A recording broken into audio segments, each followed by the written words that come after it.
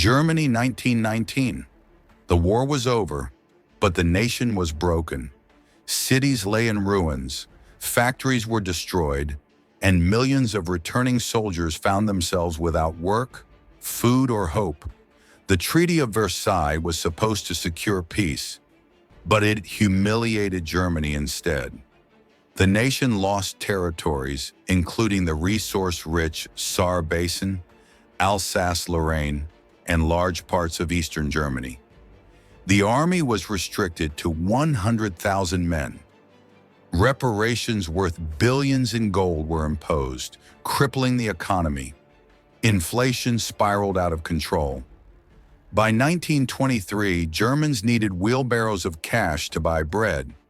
Hyperinflation created desperation, feeding anger against politicians whom citizens called traitors. The stab-in-the-back myth spread, blaming Jews, communists, and other minorities for Germany's defeat. Extremist groups on both ends of the political spectrum exploited the chaos.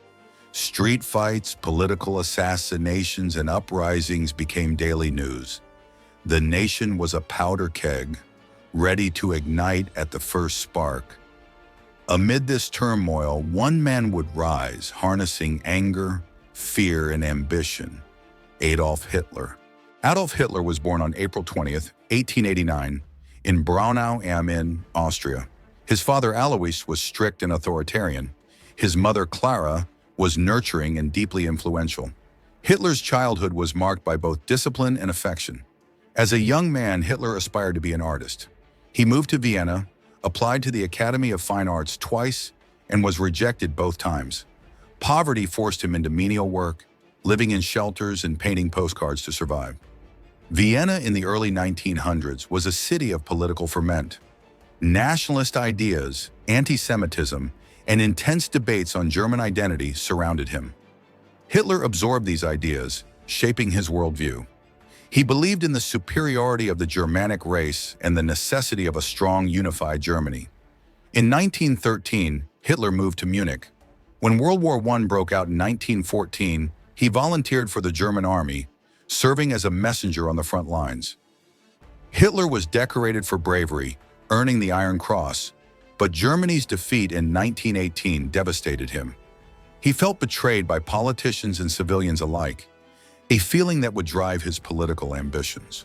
The Weimar Republic struggled to stabilize the nation. The government faced uprisings from both communists and far-right militias. Street violence was common. Soldiers returning from the front found no jobs and no future. Hunger and despair spread across cities. Economic instability worsened. Hyperinflation in 1923 destroyed the middle class, wiping out savings. Families starved, riots erupted, and cities became battlegrounds for competing political ideologies. The German population's desperation created fertile ground for extremist leaders. People longed for a strong leader who could restore national pride, rebuild the economy, and punish those they believed had betrayed the country. Hitler, with his charisma and vision, would soon step into this role. In 1919, Hitler joined the German Workers' Party, a small nationalist organization. His passionate speeches quickly drew attention. Within months, he became the party's most prominent figure. The party was renamed the National Socialist German Workers' Party, NSDAP, or Nazi Party. Hitler used propaganda, rallies, and intimidation to grow the party.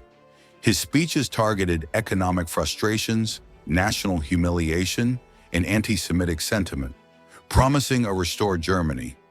Paramilitary groups like the SA, Sturmabteilung, were formed to protect party meetings and attack opponents.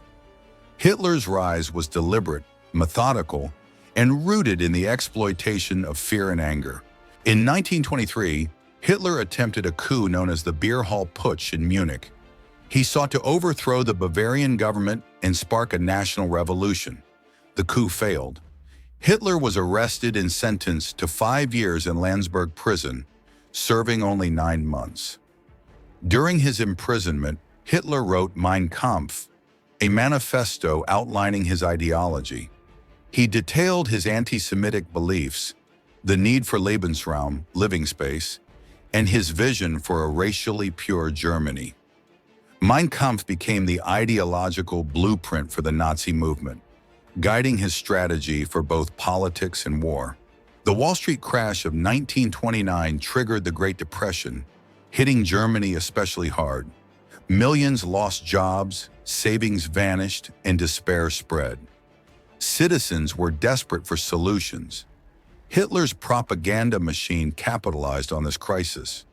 Posters, newspapers, radio broadcasts, and mass rallies portrayed him as Germany's savior.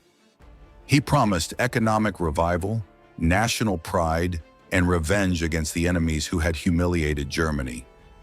The Nazi Party's influence grew rapidly, gaining seats in the Reichstag and support from across social classes. Hitler became a figure of hope for the disillusioned, a symbol of strength in desperate times. On January 30th, 1933, Hitler was appointed Chancellor of Germany. Within months, the Reichstag passed the Enabling Act, giving him dictatorial powers. Political opposition was systematically removed. Democracy collapsed. Hitler secretly began rebuilding Germany's military, violating the Treaty of Versailles. The nation's media, schools, and youth organizations fell under Nazi control. Society was molded to fit Hitler's ideology. By 1934, Hitler was no longer just a politician. He was the unquestioned leader of Germany. The nation was united under his vision, ready to follow him into conquest. Nazi control extended to every aspect of life. Hitler youth programs indoctrinated children. Schools taught Nazi ideology. Anti-Semitic laws and propaganda spread, laying the groundwork for systemic persecution. Citizens who resisted were silenced, imprisoned, or intimidated. Fear and propaganda ensured loyalty. The nation became a machine designed to serve Hitler's ambitions. Hitler envisioned a Germany that dominated Europe. His ideology demanded Lebensraum, Aryan supremacy, and the elimination of inferior races. Foreign policy moves like remilitarizing the Rhineland and the Anschluss with Austria were early steps toward expansion. Hitler's ambitions were no longer theoretical, they were actionable plans. Germany was being prepared for war. By 1935, Hitler controlled Germany entirely. The army had been rebuilt, society was reshaped, and ideology enforced. The stage was set for the invasion of Poland, which would trigger World War II.